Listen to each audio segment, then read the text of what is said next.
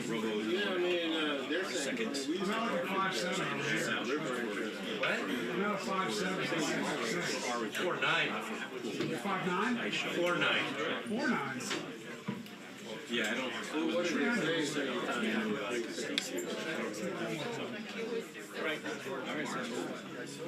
Thank you, man. We're shooting 2 different things. It'll be fine.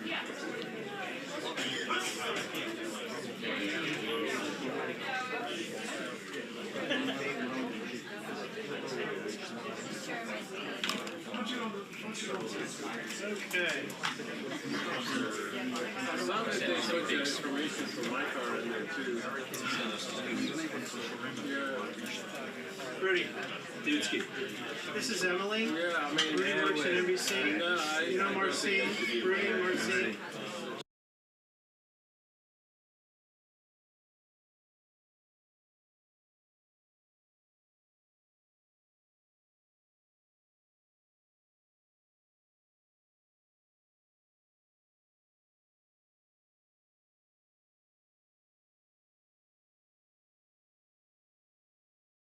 You know Marcy?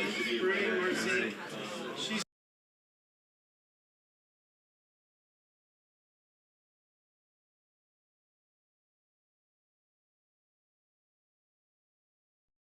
done. I've never had issues with them not giving me parking.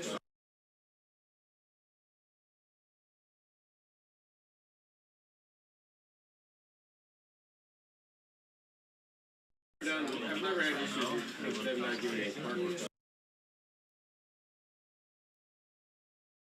This was, you know,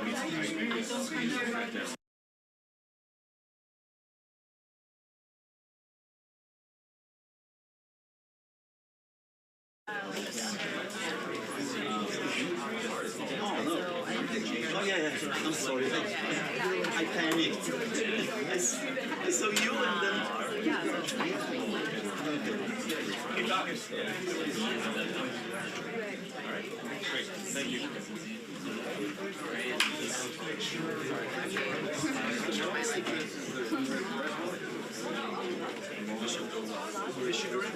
Scott. Vishagrovsky. I'm just saying, My retirement photo. No. It's 5 years or 9. It's still the same. Like when I migrated the number from my AP phone, Outlook vacuumed up all my contacts. So I just get, dude. nobody goes there anymore. No. Only because I had to. Yeah.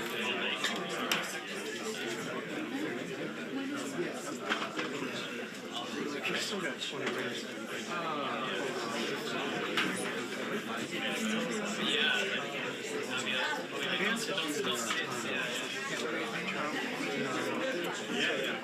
Press secretary.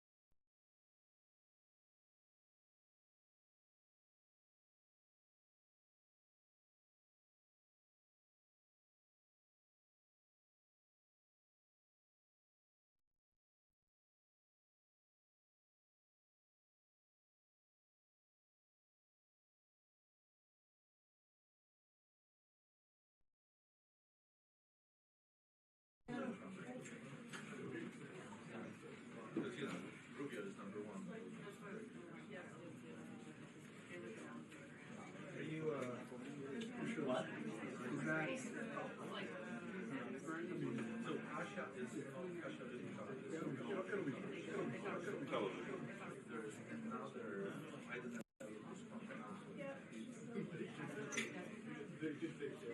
the same height as the vice president, right? I think he's taller. Yeah, no, I just think.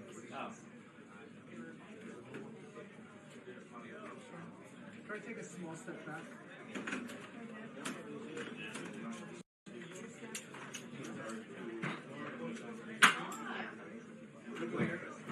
What? All right, thank you.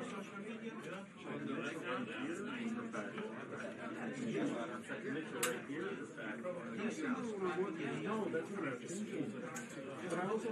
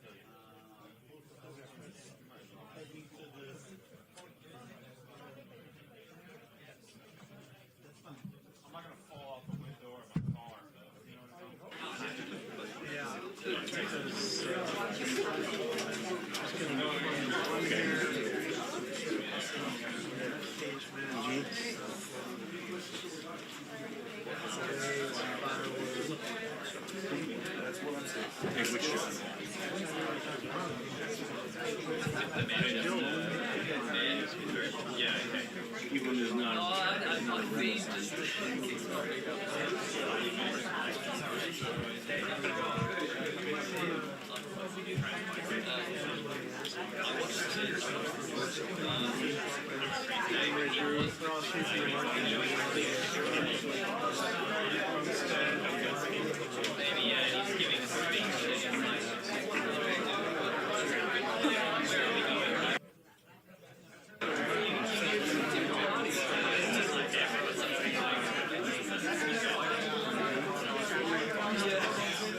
So is that a producer? I don't know.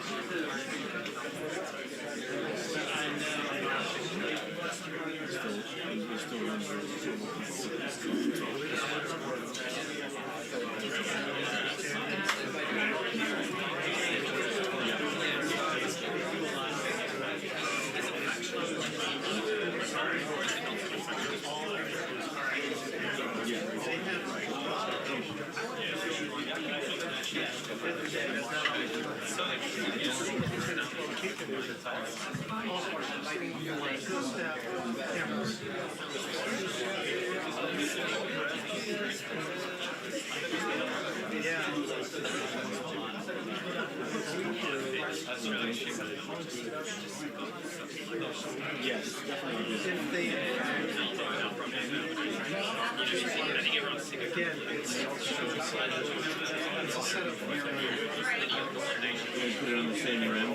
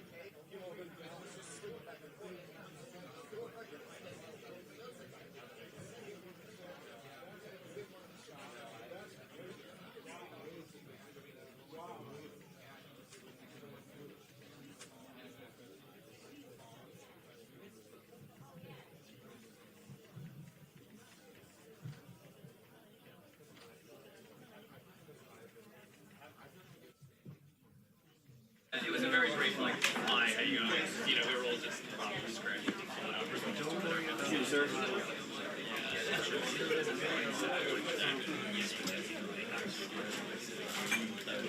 gonna get from a ladder like 20 feet away. And the engines and like helicopter. You'll see it's an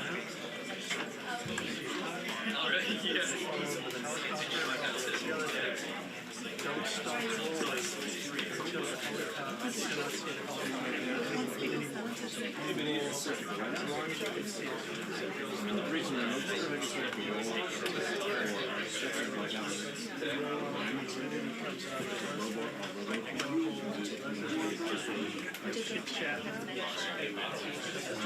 Thank you so much.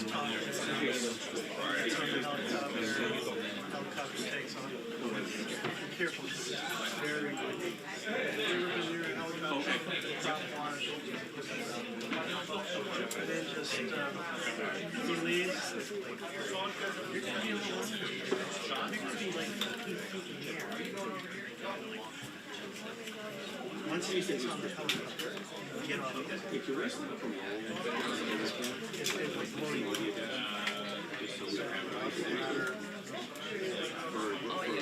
Make sure you set the ladder aside. And then you come back here and you can feed it down TX4, or you can feed it on the live gate.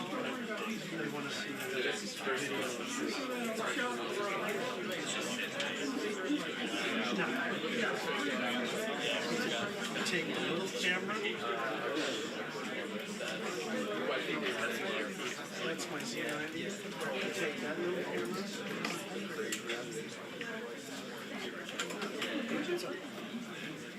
I don't know if you can go outside today. I don't know. Hey, John. okay, I just called you. I'm gonna send another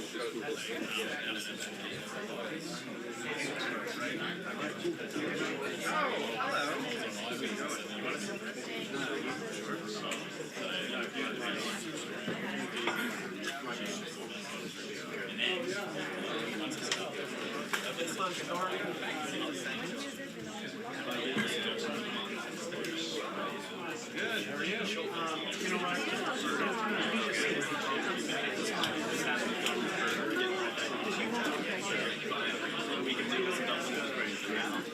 That's my one. That's it.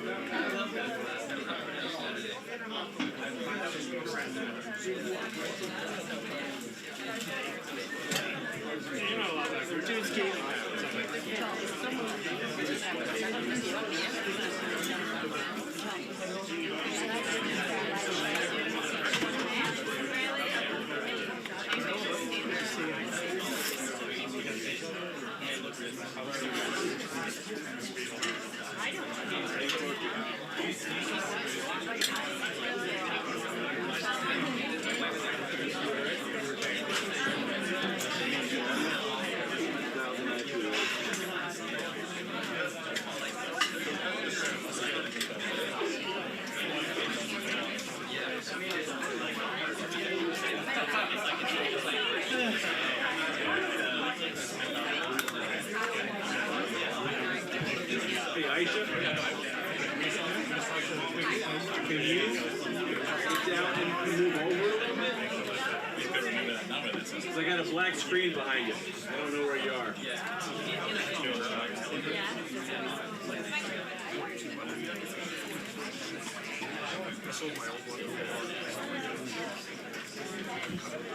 How's the audio? Talk again?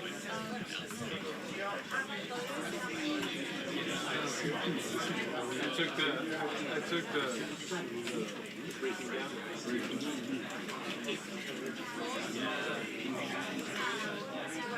The one that can't control.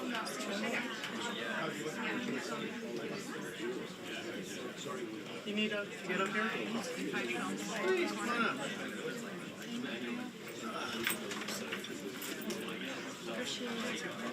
Haven't seen you in a while. No, how've you been? You're tired. Yeah. Or Did you go go to to China? China.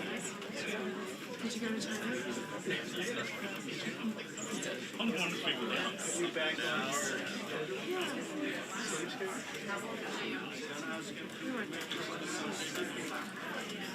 Nothing like China. Nothing like China and Dana. Totally normal.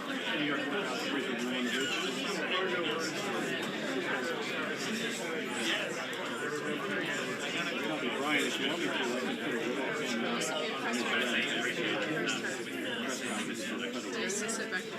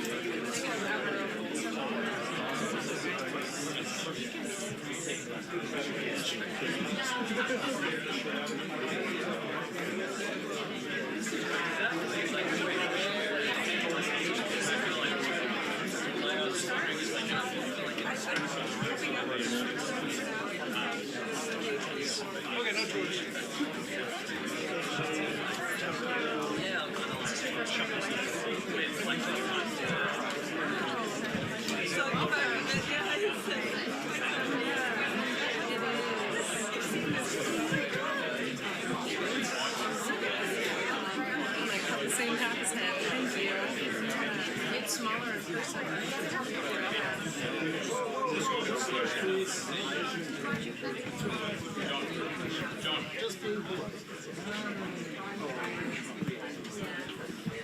Who's filling in for Chris?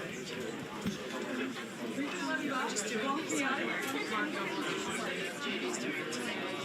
No kidding. Well, this president speaks to himself, so, you know. Wow. Works out. Past administration is a deputy. Your Honor, we had provided.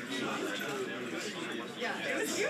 Well, Anna has stepped up. He's doing today. Really? I'm too shy. I'm a behind the scenes gal. Caitlin?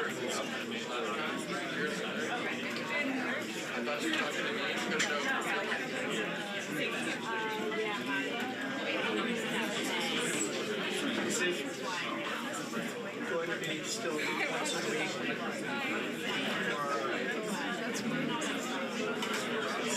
I mean, I came in today. I agreed to That one. Vice President. No, that one. Stop.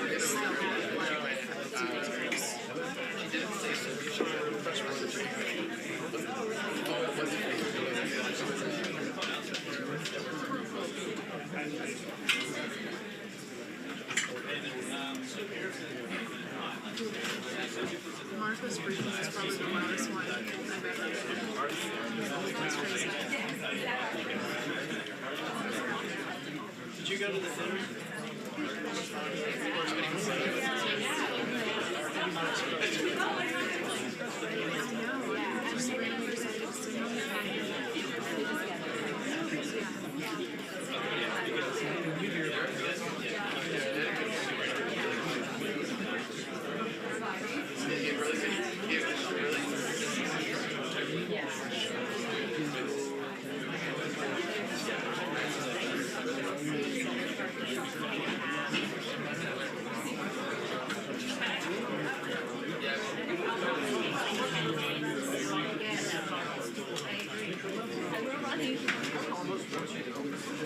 I see the outfit.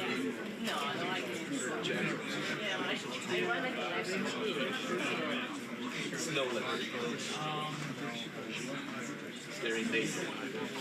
Yeah. I was like, so I didn't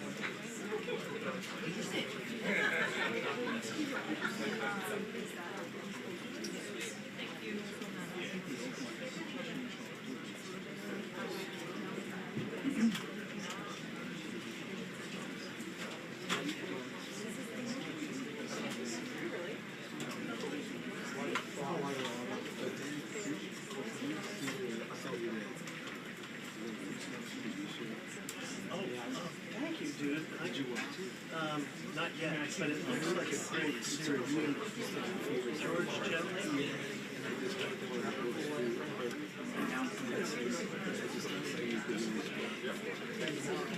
Is that one episode?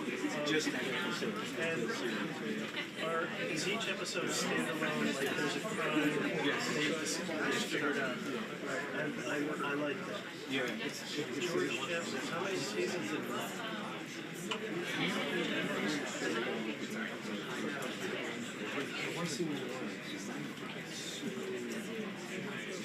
High production value. No, it's just the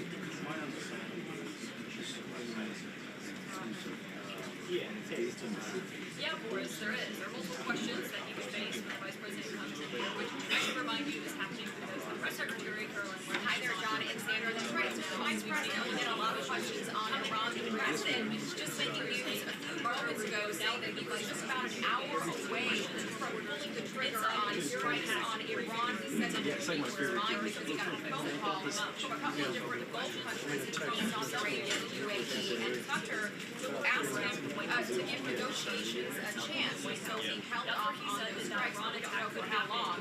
There is a lot of news here at home domestically. The President also just making news a few moments ago on the Texas Senate primary. He just endorsed the Attorney General down there, Ken Paxton, for the Senate race. This is in direct opposition to the leadership, the Jewish leadership on the national bill, including John Thune, who is backing John Prince for that seat. There's also a lot of talk about Ebola right now. Ebola seems to be warrants and guidances as well will come out soon. Americans who are exposed to Ebola are being covered in Germany right now. Marco Rubio just told our State Department that he is concerned about this. We'll ask him about that as well. And by the way, California's Governor Gavin Newsom is in Washington right now, along with other 2028 potential candidates. We'll see if Vance, and I don't know, if he runs, he might have some message. Questions on questions on after the repeated sort of went into the tour. endorsement of his rival in that race. You saw Defense Secretary Vance said out there competing for him yesterday. We've got the reflecting. Out of the campaign trail in that way. And then, of course, the Deputy Attorney General, the acting Attorney General, 75. has been testifying quite a lot. Apparently they're only In defending that fund was created and confirmed by the Yeah, Brian, if you want, RoboCam out. allies. Instead of just flash. Prosecuted or investigated by previous Justice Department. every direction. There's a lot of Every direction. Vice President something to elect her at any moment now.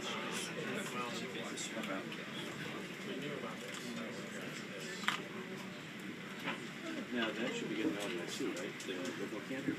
Off the X. Here. Thanks, guys. Should I leave that up? Yeah.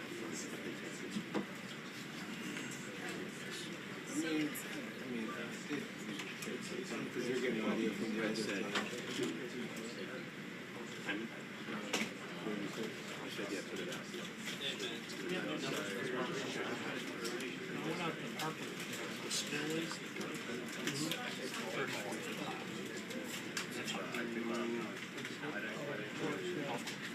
Like you see the bulldozer, it's like on the top of it.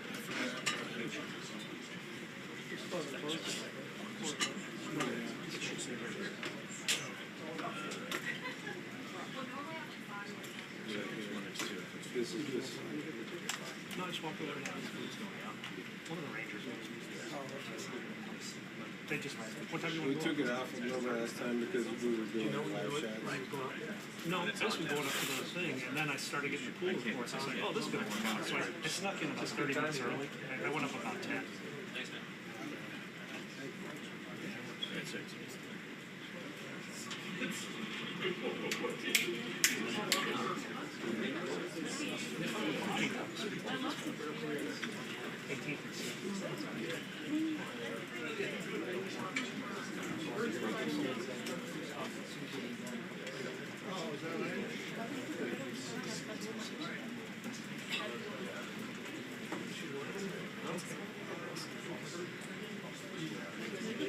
So New York, doing RoboCam out on White House 1 for you guys?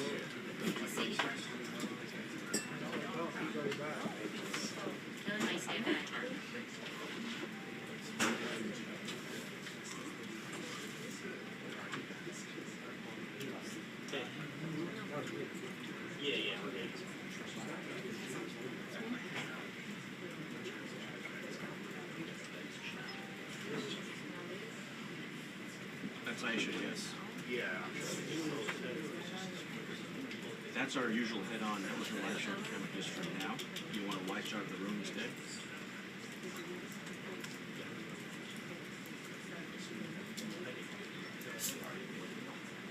Yes, I can control this one.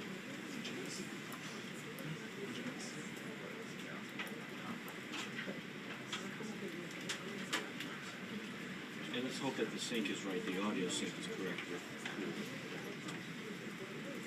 That's what I was saying. You can just take the audio from No, because it's what it's easier for them. Because they can just switch the video to. Because they're going to be taking the food anyway. And they're going to be taking the food. Right, so I guess we would have a post here sometimes. Just so you walk out and look at it.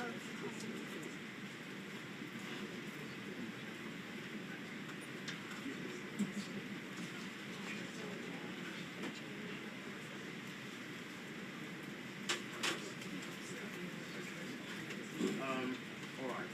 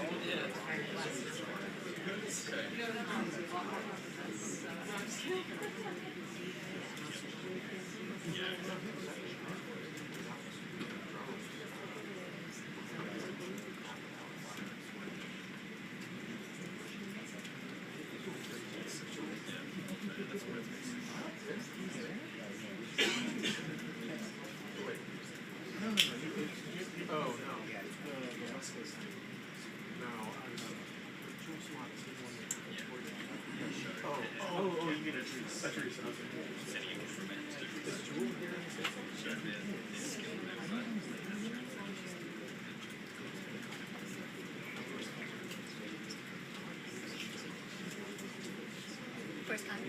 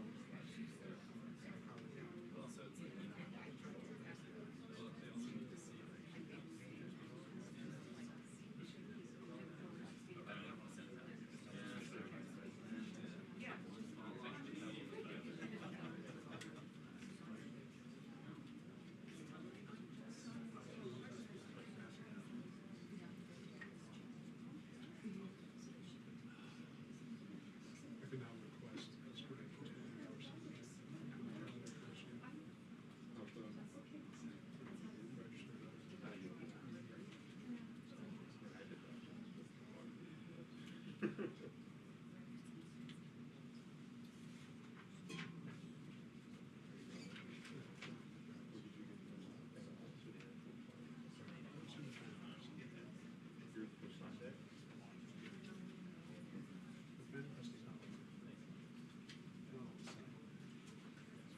for here. You're for here. That's all that. I sold out one of those, whatever it is.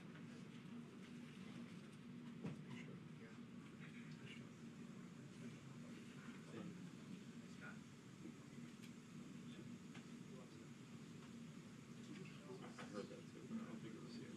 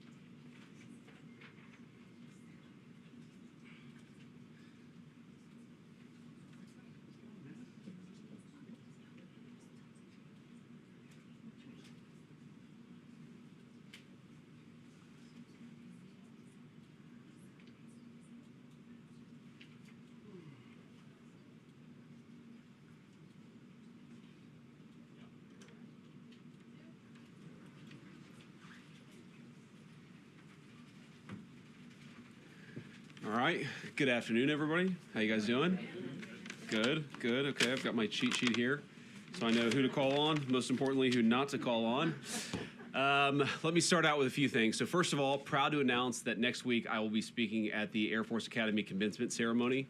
Last year, I spoke at the Naval Academy commencement ceremony, and it was one of the great honors and privileges of my life. So I'm excited to go out there to Colorado and participate in that ceremony. The second thing is I want to highlight a little bit some of the work that we've been doing, the great work our team has been doing on the anti-fraud task force, where we have caught just in the last couple of months billions upon billions of dollars of fraud in our hospice system, in our Medicaid system, in our Medicare system, in our immigration system. We've seen hundreds of millions of dollars of fraudulent loans that were being handed out through the Small Business Administration that we've identified and stopped. And we've also started investigating some of the fraudulent criminal activity and also prosecuting some of the fraudulent criminal activity. So the thing that I say to the American people, and I'll repeat here to all of you, is, fraud is a crime that has two victims. It has, first of all, the American taxpayer, people who pay their taxes, who out of their generosity, and because they have to, of course, they pay their taxes expecting that it's going to go to pay our troops and ensure that low-income children have access to food and ensure that people get medical benefits even if they're not able to afford a doctor. I think it's a great thing about our country is that we have this generosity of spirit where we take care of one another, but fraud takes that away from us because it steals money from the taxpayer when they pay their taxes, and it also steals money from innocent people who are meant to benefit from these programs but can't when the money runs dry because it's gone to fraudsters instead of the people who benefit from it or should benefit from it. So we're going to keep that work up. The President of the United States has been very clear that he wants us to focus on fraud. He wants us to prosecute the fraudsters, and he wants us to save the American people as much money as we possibly can. So we're going to keep at it. We're very proud of that work, and importantly, very proud of the team who've done an incredible job.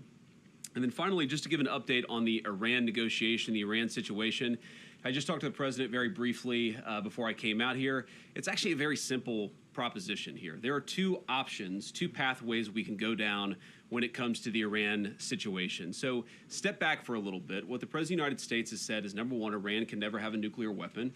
And I think it's important for the American people and all of you to appreciate that when we say that, it's not just that Iran cannot have a nuclear weapon, it's what would happen if the Iranians did get a nuclear weapon. We know that a lot of nations all across the Gulf would then want their own nuclear weapon, and then a lot of nations all across the world. And what has been a very effective bright spot of American foreign policy really for the last 20 or so years would disappear overnight. If you have every country in the world scrambling to try to get a nuclear weapon, it would make us all much less safe. And Iran would really be the first domino and what would set off a nuclear arms race all over the world. That's very, very bad for the safety of our country. As the father of 3 young kids, I don't want them to inherit a world where 20 additional regimes, half of them very dangerous and very sympathetic to terrorists, have nuclear weapons. We want to keep the number of countries that have nuclear weapons small, and that's why Iran cannot have a nuclear weapon, on top of all the other things that we might be worried about, that they themselves could use it, that they could use it in leverage and economic control or economic negotiations. We just don't want them to have a nuclear weapon. Now, what we did here is that we effectively degraded their conventional military capability. That has been done. That has been successfully done. You could always do a little bit more, but where we are now is the president has asked us, has told us, to aggressively negotiate with the Iranians. Why did I go to Islamabad, Pakistan? Why did I spend, I think, probably 22 hours on a plane going there, 24 hours coming back, and then 21 hours on the ground negotiating with the Iranians? Is because we wanted to show a sign of good faith. The Vice President of the United States is willing to cut a deal so long as the Iranians are willing to meet us again on that core issue of never having a nuclear weapon. We think that we've made a lot of progress. We think the Iranians want to make a deal. The President of the United States has asked us to negotiate in good faith, and that's exactly what we've done. So we're in a pretty good spot here, but there's an option B. And the option B is that we could restart the military campaign to continue to prosecute the case, to continue to try to achieve America's objectives. And we could talk a little bit about what that looks like, but that's not what the president wants, and I don't think it's what the Iranians want either.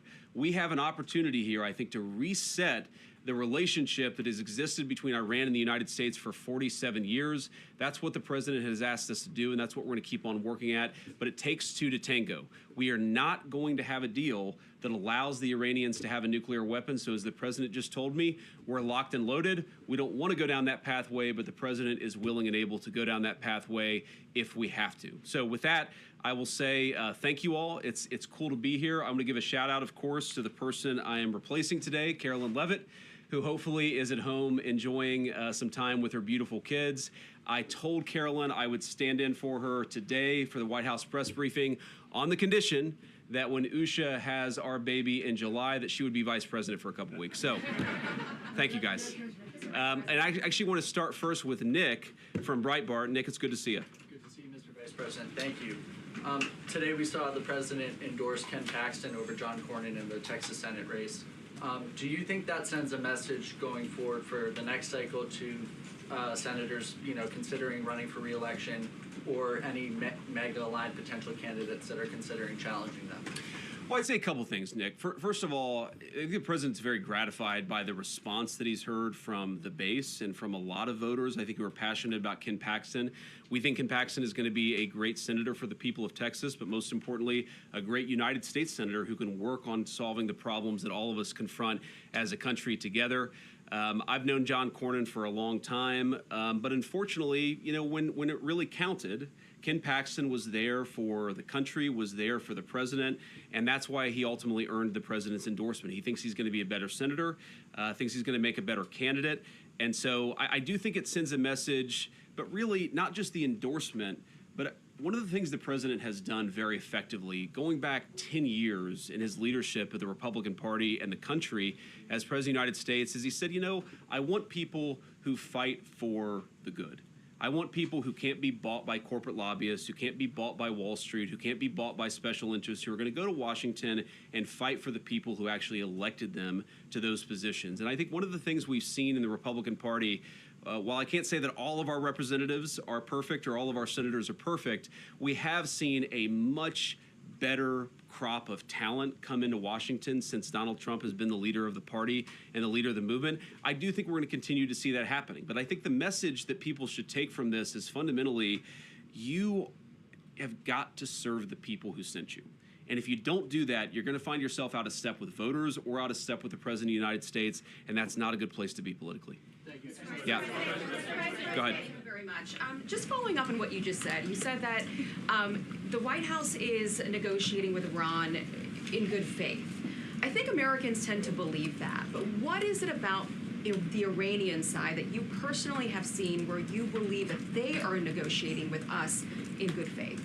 Well, first of all, I'd say it's a very complicated country, and it's a country that I wouldn't pretend that I understand even after as deep as I've been involved in this process from the very beginning. It's a great and proud civilization, amazing people. We obviously have a great Iranian American community here in the United States of America, smart people, very hardworking, and you see some of that in the negotiating team on the other side. You also see some very hardline positions in the negotiating team on the other side. And so I think you see that conflict, the fact that maybe the Iranians aren't themselves quite clear in what direction they want to go to. They also are just a fractured country. So you have the leadership of the country, there's the supreme leader, and then there are a lot of officials below the supreme leader that has some influence in the negotiation. It's not sometimes totally clear what the negotiating position of the team is. And I don't know if that's sometimes bad communication, if that's bad faith.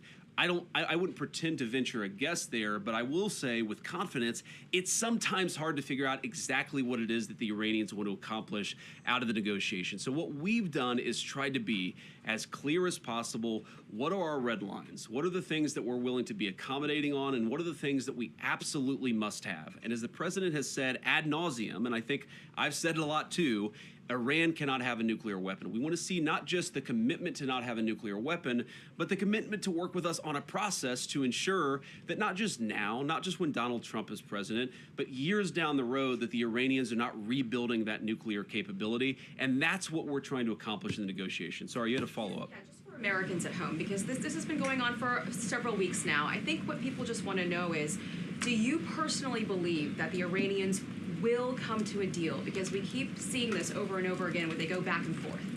So do I personally believe it? The honest answer is, how could I possibly know, right? And you negotiate with people, and sometimes you feel like you're making progress, and sometimes you feel like you're not making progress.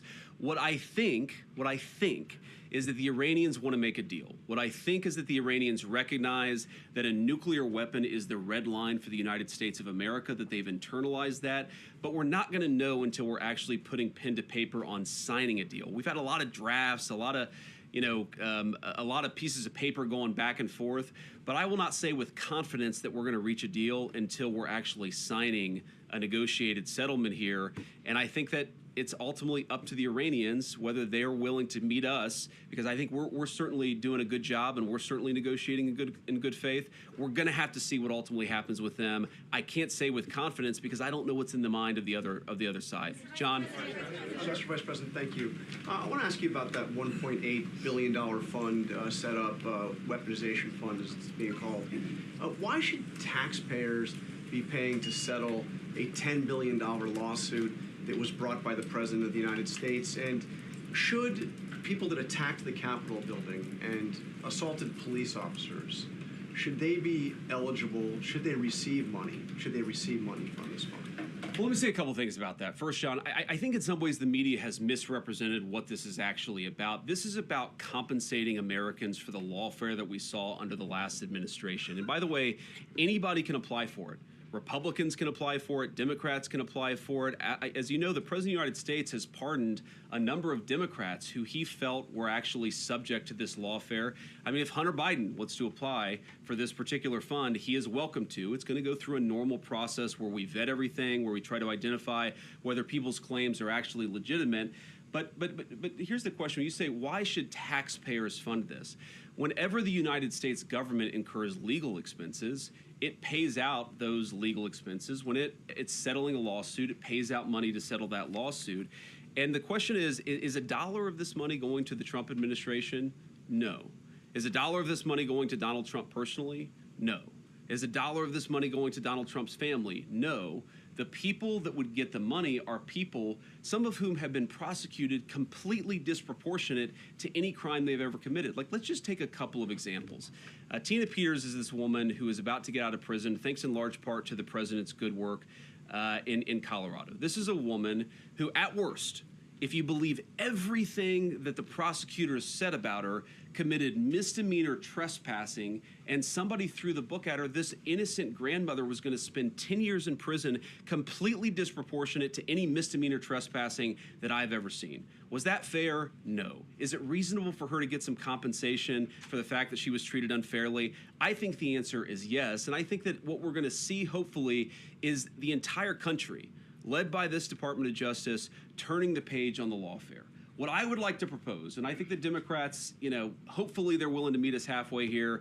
I won't hold my breath. But what I would propose is something very simple, that if you are willing to turn the page on Joe Biden's lawfare, why don't we prosecute people? Very simple principle. Why don't we prosecute people who violate the law? Let's not prosecute people because they said the wrong thing or because they had the wrong political candidate or because they had the wrong viewpoint. And I think part of turning the page on that is to actually ensure the real victims of that lawfare receive some compensation. That's what this fund is going to be targeted at. And again, there's going to be a process to ensure that that money is only given to people who have actually, I hate to say earned it, but the people who actually were really mistreated by the previous administration and Department of Justice. Go ahead. I understand that everybody is eligible to apply for this fund. I mean, you're eligible, but I assume you're not going to apply, and you don't think you should get money out of this fund. Of course. So isn't it just as easy to say that people that attacked police officers should not get taxpayer money from this fund? Well, look, John, we're not trying to give money to anybody who attacked a police officer. We're trying to give money, not give money, we're trying to compensate people where the book was thrown at them, they were mistreated by the legal system. Sometimes, we do have, John, in this country, innocent until proven guilty. We do have people who were accused of attacking law enforcement officers. That doesn't mean that we're going to completely ignore some of the claims that they're going to make. We're going to evaluate these things on a case-by-case basis. And if we think that somebody, whatever they were accused of, if we think that somebody was unfairly prosecuted and deserves just compensation, then that's what this fund is going to exist to provide. It's just going to correct a wrong, and I think that's a good thing. And I'd encourage everybody, Democrat, Republican, Independent, let's turn the page on this thing that we did under the last administration where we tried to throw people in prison because they had the wrong politics. Let's throw people in prison who broke the law. I think this fund is a good part of getting justice for the people who were wrongly treated. Back there, yeah. Thank you, sir. So just to follow up on that quickly, does that mean that people that were violent, that were convicted, were mistreated? Are you saying that? Well, you're asking me to comment on hypotheticals and on any number of dozens of cases. Here's the thing. We're going to look at everything case by case. As you know, every single case has its own details. Every single case has, you know, there are things about it that maybe don't meet the eye. We're just going to look at every case by case. That's all I'm saying. I'm not committing to giving anybody money or committing to giving no one money. What I'm committing to is a legal process to review these claims and to make sure that people who are mistreated by their government get a little bit of compensation because of it. Go ahead. Thank you, Mr. Vice President. Yes, sir. I realize that the pointer finger is not as precise as I thought it was. The guy in, sorry, I have this cheat sheet, but the problem with being 41 years old is I'm blinder than I was a few years ago. So we'll say blue blazer, blue tie. Yeah. Okay, great. Thank you, Mr. Vice President. I'd like to ask a quick follow-up on Iran, but first I'd like to ask you about fentanyl. Fentanyl sourced largely from China killed about 403,000 Americans over the past 7 years, according to CDC data. That's one in every 850 Americans who died. White House Counterterrorism Director Sebastian Gorka said last week that China's exports amounted to the targeted killing of Americans and war by other means. Do you agree with that assessment? And what is the Trump administration doing to punish and deter China, especially since the Supreme Court struck down the fentanyl tariffs? So go ahead and ask the second question, because I'll try to take each question and then I'll try to answer them and then we'll go on. And if you ask two questions, I can only guarantee that I'll answer one. In fact, I'm a politician. Maybe I won't even answer the one that you asked. But I will try at least to answer one question. Okay, well, I'd love to hear the fentanyl response too, if not today sometime. Go ahead. On Iran, is Russia taking possession of the enriched uranium in Iran a plausible end to the war? And if not, why not?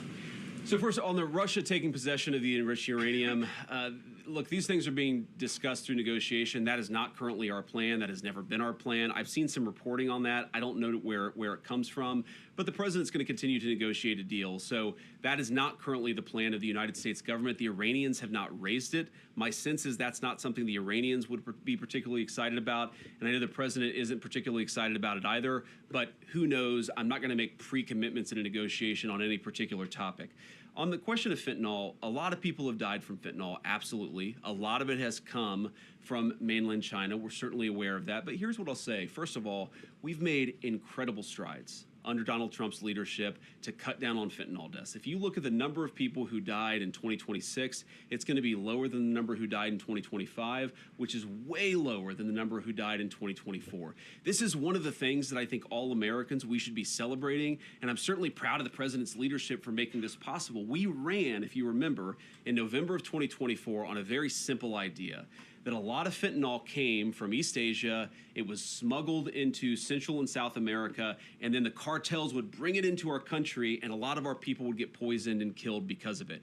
We said if you got control of the southern border, we would see a substantial reduction in the number of people who died from fentanyl overdoses in the United States of America, and that is exactly what's happened. Now, yes, the president has raised this with President Xi any number of times. I know it came up during the meeting that they had in China just last week, but it's come up in any number of phone calls, and our sense is that President Xi has been willing to work with us on this, and obviously we want to continue to ensure that the Chinese work with us as much as possible because we don't want our people to be poisoned. So we'll keep working on that issue with the Chinese. There's been, I think, a big amount of progress that's been made, but of course we can make a lot more progress, and we're certainly going to be committed to doing exactly that.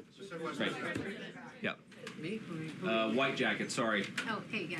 Natalie with Washington Natalie, Post. thank you. Yeah, thank you, Mr. Vice President. Does the government need to create a new mandatory review process for new AI models, given the concerns about Mythos? And secondly, in a few days, Pope Leo is going to release his encyclical on artificial intelligence. What influence, if any, do you see the Pope's guidance on AI having to broader society?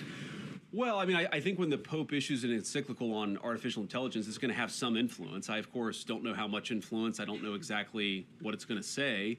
But I think when the leader of the world's largest Christian denomination speaks on an issue like that, it's certainly going to have some influence. And I'm sure it'll contain a lot of insights, some of which I'll probably agree with, some of which I may not. But I think that it's going to be a very, very important document.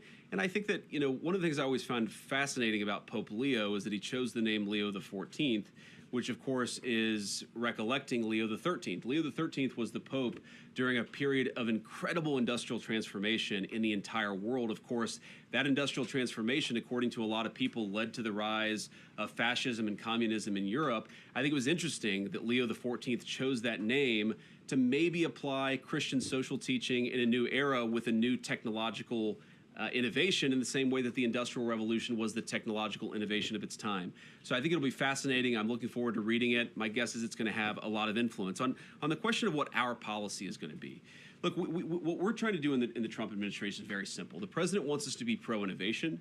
He wants us to win the AI race against all other countries in the world. He recognizes that AI is going to be an important tool, not just for our economy, but for our military. And so he wants to ensure that we are winning that particular race. We also want to make sure that we're protecting people. We're protecting people's data. We're protecting people's privacy. I think with this Mythos release, one of the things that we're very focused on, of course, is whether not necessarily the developers of Mythos, but whether some other bad actor could use Mythos to target various cybersecurity vulnerabilities. So it's something that right now we're working in a collaborative way with the technology companies, and we're just trying to make sure that the American people are as safe as possible. I'm not going to get ahead of the executive order or any other actions that are going to come out, but we're trying to balance those two things. We want to be pro-innovation. We recognize, artificial intelligence could be great.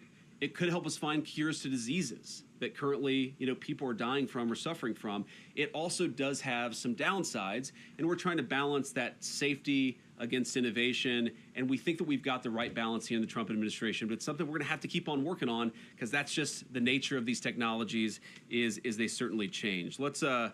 Is that Reagan all the way in the back, Daily Caller? There we go. Okay. I figured out finally how this seating chart works. I want to ask you about the anti-fraud task force. You previously mentioned that Ilhan Omar seemed to have committed immigration fraud. Do you anticipate an indictment against her, an indictment related to that situation? Yeah, so Reagan, I don't want to prejudge an investigation. You read the things about Ilhan Omar and about who she married and whether she didn't marry this person or that person. It certainly seems like something fishy is there, but everybody's entitled to equal justice under the laws. So we're going to investigate it. We're going to take a look at it. If we think that there's a crime, we're going to prosecute that crime, and that's something the Department of Justice is looking at right now. Mr. Vice President. Go ahead. Based on what you've seen during your work on this anti-fraud task force, do you believe anything should change about our immigration or refugee policies to stop fraud in the United States? Well, yeah. Look, one thing I'd say is that the biggest immigration fraud that existed under the Biden administration, it's not just that they let a flood of people across the southern border. That was obviously a very major problem and something I'm proud of the president for stopping. But it's also that they allowed the asylum and refugee claimant process to become totally fraudulent. And so here's what would happen, right? You would take a person who, in normal cases, would just be a traditional economic immigrant. Whether you let them into the country or not, they're trying to come because they want a better job, okay? They would come into the country and say that they were fleeing persecution, and they would say that they were an asylum claimant. And then effectively what the Biden administration would do is say, okay, you're an asylee, go into the interior of the country, here's a work permit, maybe come back in 10 or 12 years for your hearing on whether you actually have a legitimate asylum claim. So what did that mean? That meant that person was just completely given amnesty and released into the interior of the country. Well, what if that person was a criminal? What if that person actually had a violent history? We didn't do any of the work necessary to ensure that the people coming into our country claiming to be asylum claimants actually had anything legitimate or anything good in their background. So that is a serious problem. It is something that we have fixed in the Trump administration, but fundamentally that loophole, you're going to see sometime in the future somebody is going to try to exploit that loophole, and it's one of the things that we're very focused on in the fraud task force is making sure that the people who exploited that loophole are actually prosecuted for it, assuming they committed a crime. Yes. So I don't know your name. You have a beautiful cross necklace, though, so go ahead. Kara Castronovo from Lindell TV. Thank you so Kara. much. I have two questions. One of them is going back to the $1.8 billion fund, not to keep beating that, but sadly Democrat lawmakers are misrepresenting that fund. I agree. Yes. It's a great question. And sadly some of the mainstream media doesn't understand the magnitude of the political persecution of J6ers.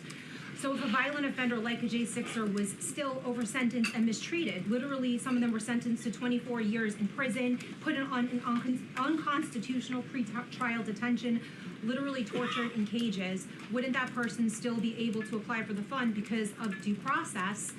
And this is why we say, just to answer that very briefly, this is why we say we have to evaluate this thing case by case, right? We don't in the United States say that everybody who's accused of a crime is automatically guilty in a court of public opinion. You've got to actually look at this stuff and figure out what were they accused of. Maybe they did something bad even, but what they were accused of was way worse of what they actually did. Maybe they had their entire lives ruined in a totally disproportionate way. That's fundamentally illegitimate and political. And I find, just Carol, on this point, one of the interesting things about the American media is there is a fascination. If you go to any American law school, there are these, prisoner rights clinic. There are people who objectively committed heinous crimes, but the American media and the American Legal Academy has decided that even though they committed bad crimes, their sentence was disproportionate, they were mistreated in some way. You know who never, ever gets an ounce of sympathy when it comes to that disproportionate sentencing is people who voted for Donald Trump and participated in the January 6th protest. Go to your second question. About Pete Davidson, he made a horrific, obscene joke about the murder of your friend Charlie Kirk. What does this still say about where our political divisions have gone, and what are you specifically doing to bridge the divide, especially as a potential future president? Well, sorry, who was it that said something? Davidson made a really obscene joke about Charlie Kirk. So what are you doing as a potential future candidate or president to bridge the divide? Well, first of all, I'm not a potential future candidate. I'm a vice president, and I really like my job, and I'm going to try to do as good of a job as I can. But let me just say this. So you talked about Pete Davidson, who said something bad about Charlie Kirk.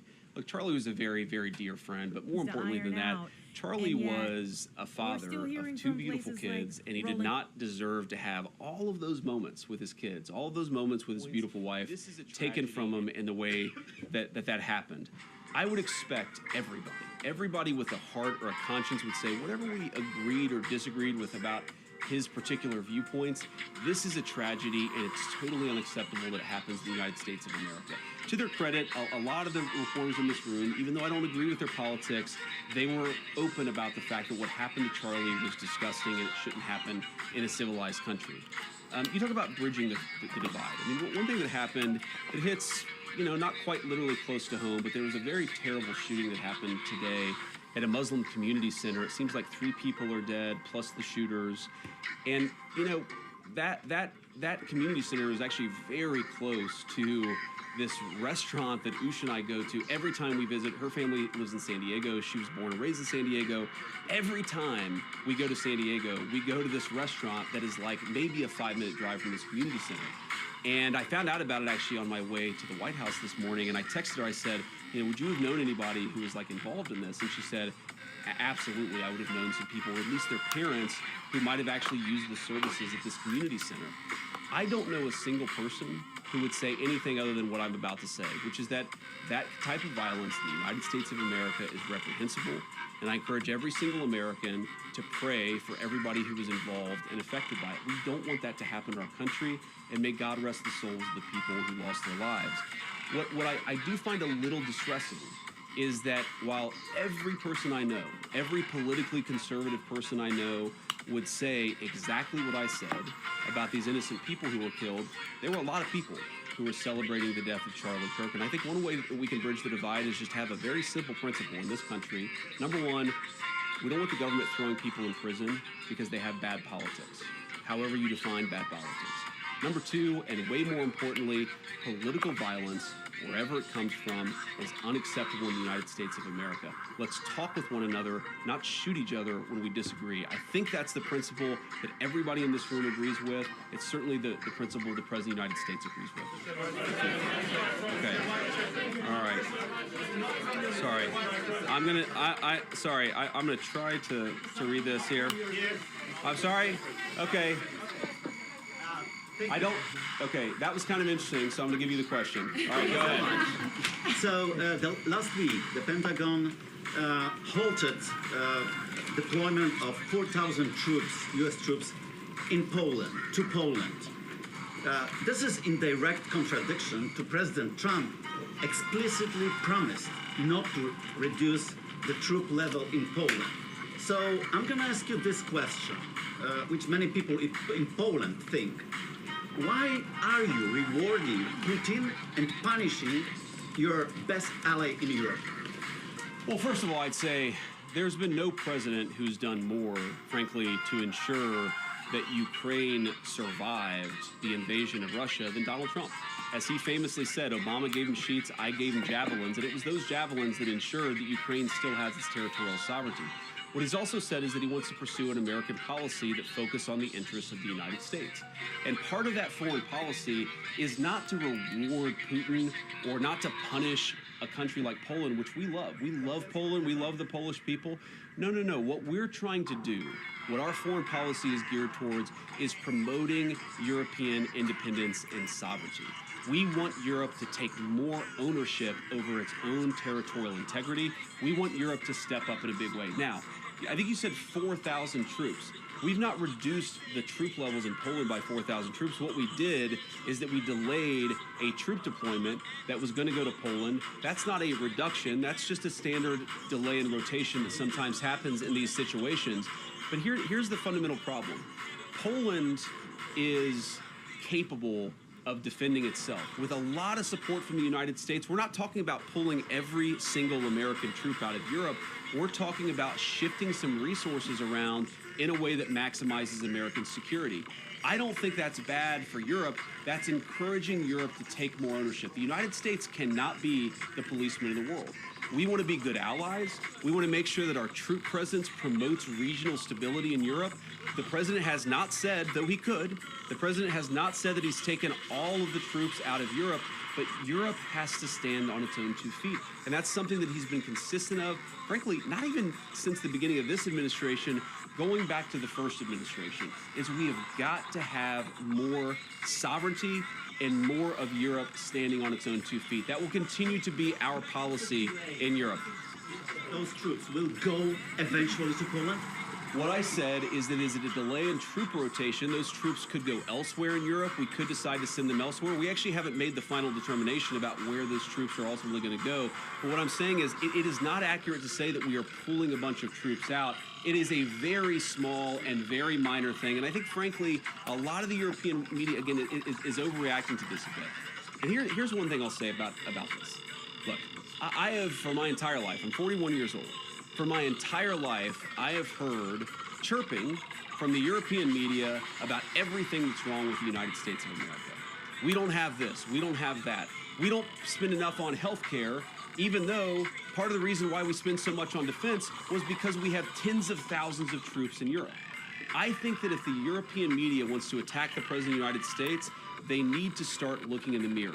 All he has said is that we're going to be good allies, we're going to be good friends, we're going to be trading partners, but it is reasonable for Europe to take a little bit more ownership over its continental integrity.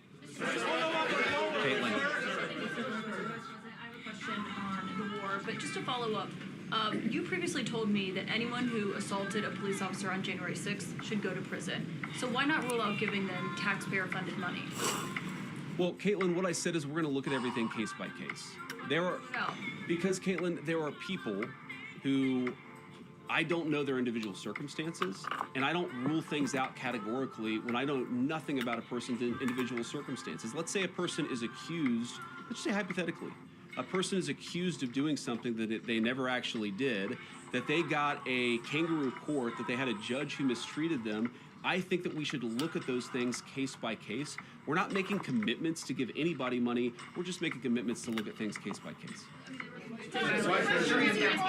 But just to follow up on the war, you last week denied that the president said he was not taking Americans' financial situations into consideration when he's making decisions on the Iran war. He was asked about that again. He stood by it, called it a perfect statement, and said he would make it again. Do you believe that Americans' financial situations should be taken into consideration when you're making decisions as an administration about the war? See, Caitlin, what you did is you misrepresented the question that I was asked, and then you misrepresented the answer that I gave. What I said is that a question that was asked where the president allegedly said that he didn't care about Americans' financial situations. He never said that. What he said is that when it was totally taken out of context, What he said is that when he is negotiating with the Iranians, he's focused on the national security objectives that he's trying to achieve. Of course, the president has a mandate to be focused on a number of things. And I guarantee you, every single day, I have conversations with him about it. Every single day, he's worried about his fellow Americans. He wants them to be prosperous. He wants them to thrive. He wants them to have good jobs. That's why we've done the things and taken the steps that we've taken in order to create record job growth, in order to create record wage growth, in order to induce trillions of dollars of new investment into our country. That's because he cares about that stuff.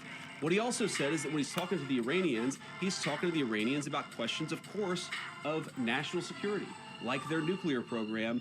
You could hold two thoughts in your head at the same time, that the president cares about financial security for Americans, but also when he's negotiating with the Iranians, he's talking about the issues that are germane to the concerns of that particular conflict. Go ahead. Going back to the price tag for this DOJ fund, $1.8 billion. You have people that can't afford groceries.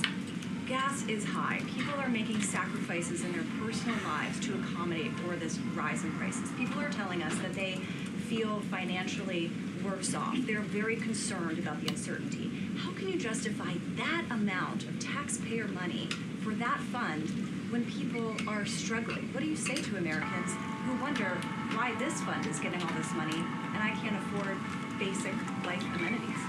Well, let me say a couple things about that. First of all, you said $1.8 billion, and it's important for people to realize we're not just writing a $1.8 billion check. We're going to take a lot of people who are going to apply and say that they have been mistreated by their government. We're going to handle those situations case by case, and if we determine they were in fact mistreated by their government, we think it's reasonable to give them just compensation. But when you talk about funds and pots of money that are out there, I mean, thanks to Donald Trump's leadership and the Working Families Tax Cut, we put $40 billion into a rural health care fund in order to stop the closure, or at least prevent some closure, of rural hospitals and rural clinics that had been decimated under the Biden administration. We had a piece of tax legislation that put hundreds of billions of dollars into the pockets of families. No taxes on Social Security, no taxes on overtime, no taxes on tips.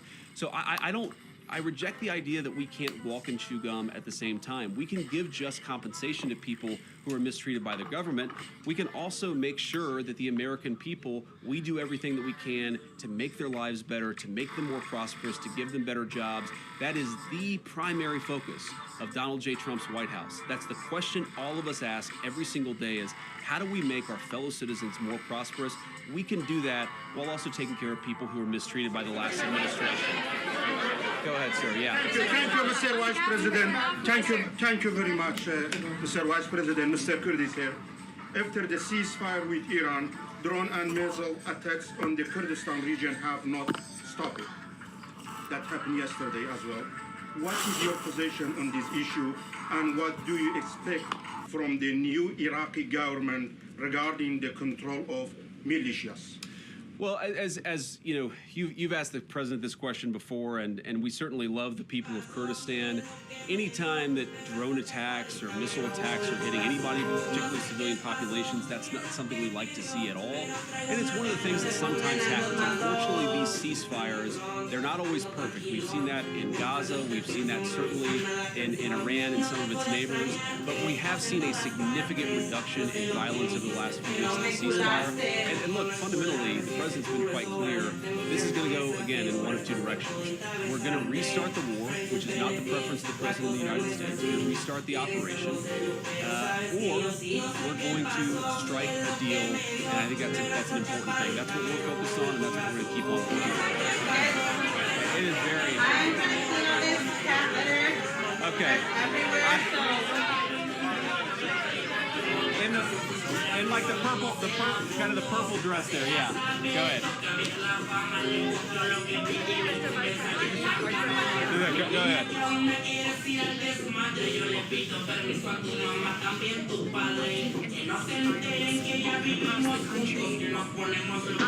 What's your message to I appreciate that question. Obviously, Turning Points would know a lot about this issue. As we talked about earlier, you guys have been the subject of a fair amount of violence yourself. I guess what I would say is the principle of religious violence is particularly disgusting, especially in the United States of America. As a devout Christian, I would say it's one of the most anti-Christian things, anti-American things that you could do. And here's why. One, because a fundamental principle of all the great things is we are all children of God. And because of that, we are endowed by certain rights that are unique to our status as human beings. We violate those rights, most importantly, when you commit violence against another person. You can violate them in other ways as well, but the most profound way to violate the fundamental right of human dignity is to commit violence. And here's why the religious piece of it is particularly egregious. One of the fundamental American rights that I think came from our Christian heritage as a civilization is the idea that we respect people's religious freedom, in part because we respect them as human beings, but also because we respect their right to find their own pathway to God. You can't force anybody to a pathway to God. They have to, through their own free will, find God themselves. That's one of the reasons why that right of religious freedom is the very first right enshrined in our Constitution. So when you commit acts of violence, you're committing an act against this fundamental idea that people are created in the image of God, and that they have the right, through their own free will, to find God however they might want. And as a Christian, of course, you might have your preference for how they find their pathway to God. If there was any comments that I need to read. Anybody who would commit violence against another human being in the name of religion Yo, is, you I thank you think, for the doing something follow. that is a violation, of course, of the laws of Shout out, man, Yo, you. but I think more importantly, it is a fundamental violation of the laws of God.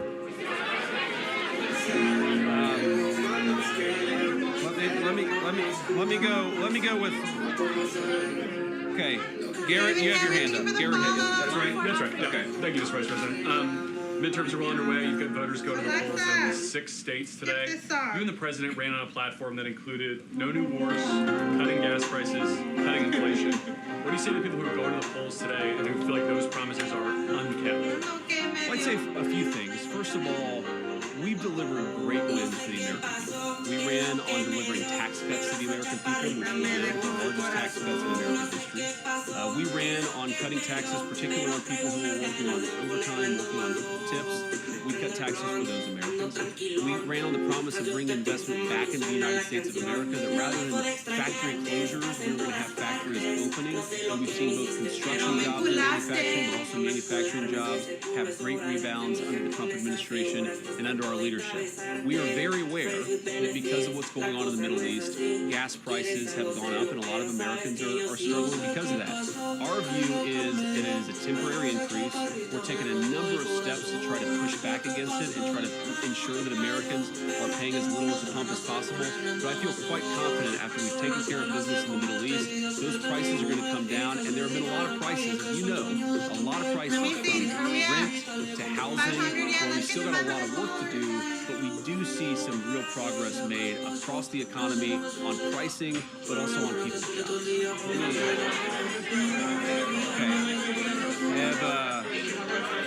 jobs. John, I'm going to call on John. I'm just going to start calling him John Rush. Yes. I'll chug it. Great to see you too. Thank you. So Trump initially said that the war would last 6 weeks. We are now going on for 11 weeks and 3 days. What's your message to the American people as to why it's gone on so long and it hasn't ended yet?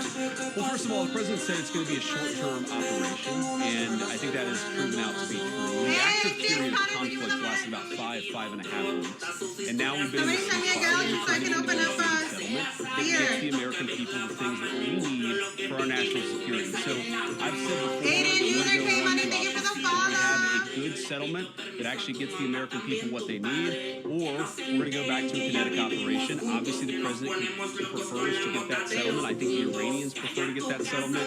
But regardless of what direction the president ultimately goes down, whatever he ultimately decides, I think it's important for the American people to know two things. Number one, it will be for their security and their prosperity.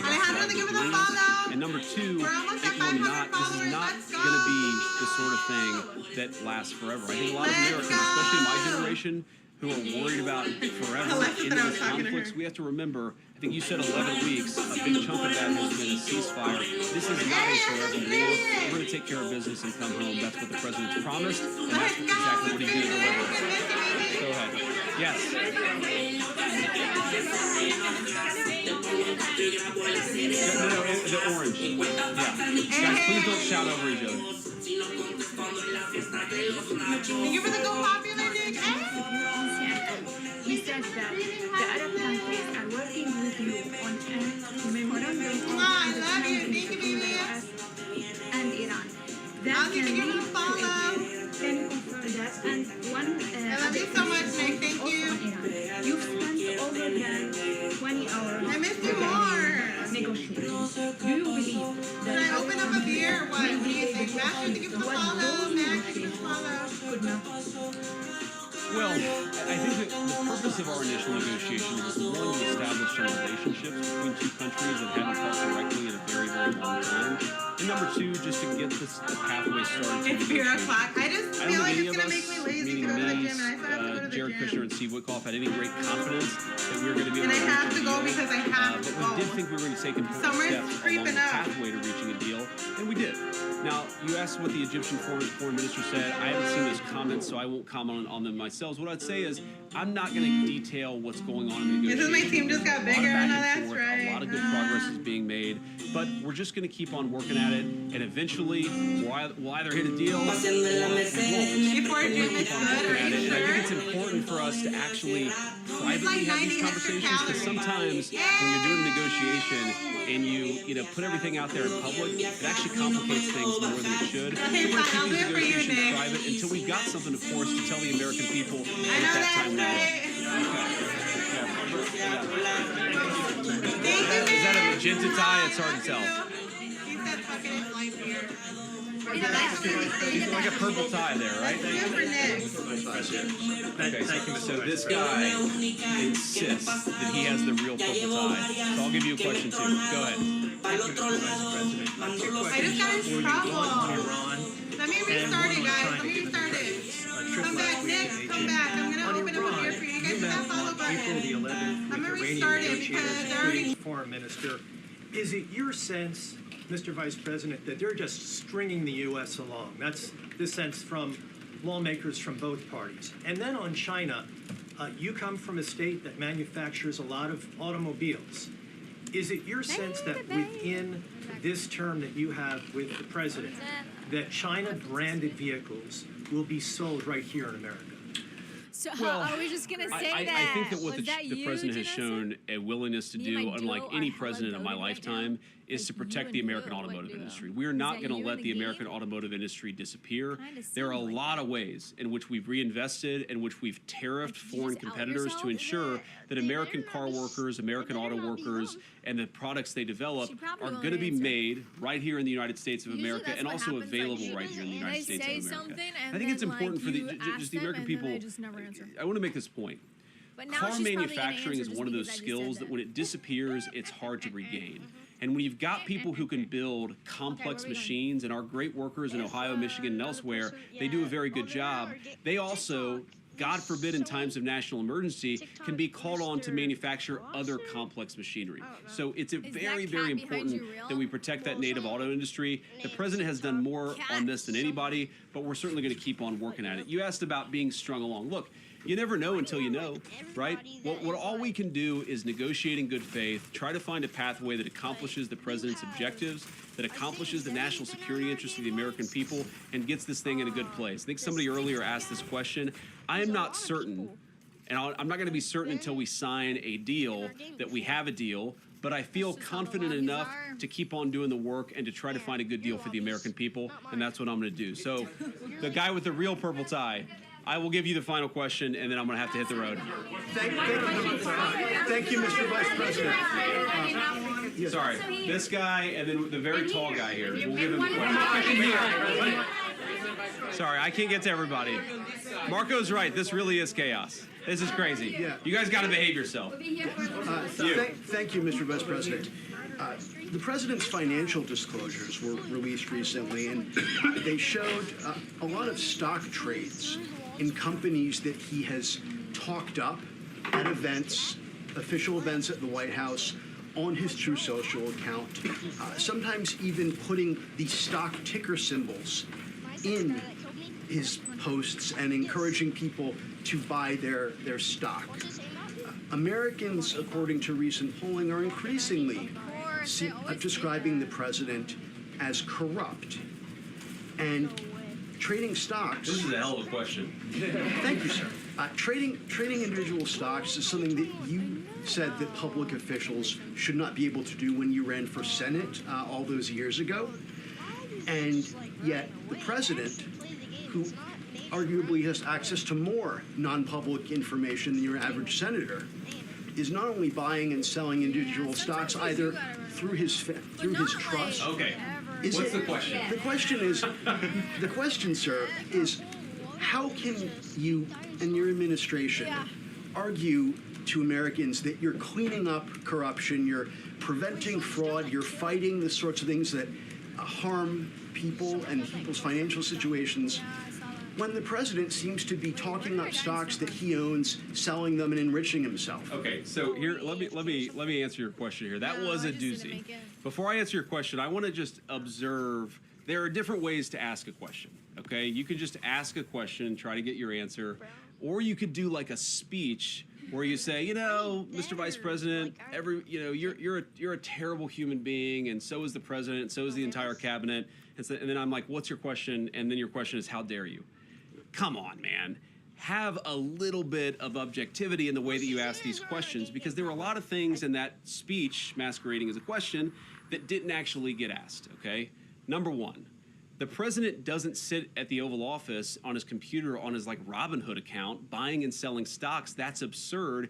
He has independent wealth advisors who manage his money. He is a wealthy person. He has had success in business. He's not making these stock trades himself. And your question imputes that. It doesn't say it exactly, but a reasonable person listening to that question would assume the president is sitting around and doing that. He's not. Second of all, you're right. I am a big fan of banning members of Congress from trading stocks. So is the President of the United States. All of us believe that nobody should be taking proprietary information gained from public service and buying and selling stocks. We want to ban that process. And I think the way to lead by example is banning that process, banning that approach, and making it illegal, which is exactly what the president has proposed doing. Okay. Yes. Thank you, sir. Jordan Conrad, with Gateway Pundit. I'll try to make this short. There was, you might have seen this, there was a massive United Kingdom rally in London just last weekend. They were protesting mass illegal immigration and the replacement of British culture. What message do you think this should send to globalist European leaders and to leaders here? And also, I wanted to ask about several House members are revamping this push to pass it's called the Dignity Act, but it's really just an amnesty bill giving work visas and allowing millions of illegals to stay in the country. Is that something the White House wants to see stopped in the House? Well, number one, I don't like giving amnesty to anybody. Number two, since you asked about Great Britain and the United Kingdom rally, one of the great ironies of this job is that for the past couple of years, you see these protests break out all over the country, and sometimes, you know, they're fairly well attended, and sometimes they're very poorly attended. Everybody holds these signs saying "No Kings," right? And how many Democratic lawmakers have I seen holding up signs that say "No Kings"? They are very, very insistent that we not have kings. And then King Charles comes to the congressional chamber, and these guys break out in rapturous applause. So maybe they don't care so much about kings as they pretend that they do. Maybe they just don't like the agenda that we're implementing that's actually making American workers and American families safe and prosperous again. But to answer your question about this immigration issue, look, one of the problems that we have in all of Western societies is that we have a lot of people who have decided, Wall Street bankers, corporate lobbyists, and government officials, that what the United States and what the West need is more and more cheap labor. What we believe in this White House is what we need more and more of is high wages for American workers and investing in our own people. What you see all over the West, and it's kind of crazy, is this idea that the way to generate prosperity is to bring in millions and millions of unvetted people and drop them into your neighborhoods, and we simply reject that idea. So to everybody in the UK who rejects that idea, I'd encourage them to just keep on going. It's okay to want to defend your culture. It's okay to want to live in a safe neighborhood. It's okay to want your job to go to yourself and your neighbors and not to a stranger who you don't even know. So to everybody in the UK who rejects that idea, for the people in Western societies to want to control who comes into their country and who doesn't. A lot of people, frankly, a lot of people in the media have tried to persuade all of those people that it's somehow racist to want to protect your borders, even though very often the very people who are most affected by low-wage immigration are lower-income Black and Hispanic Americans right here in the United States of America, and I guarantee that's true in the UK. So we believe in making America great again. You can't do that unless you protect your borders. I'd encourage our friends in the UK to follow the same path. Thank you all. Good to see you. Thank you, Mr. Vice President. Have a nice week.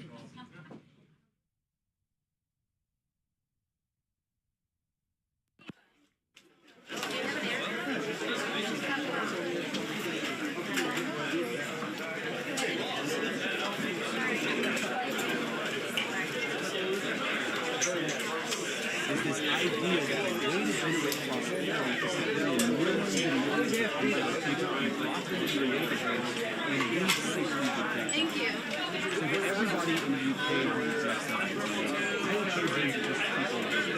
It's okay to live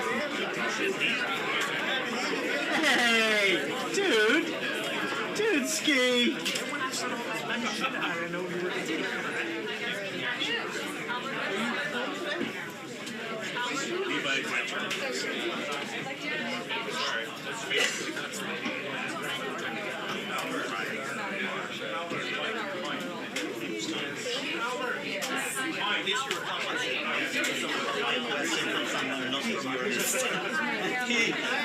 I'm not scared. I hope so. It's huge.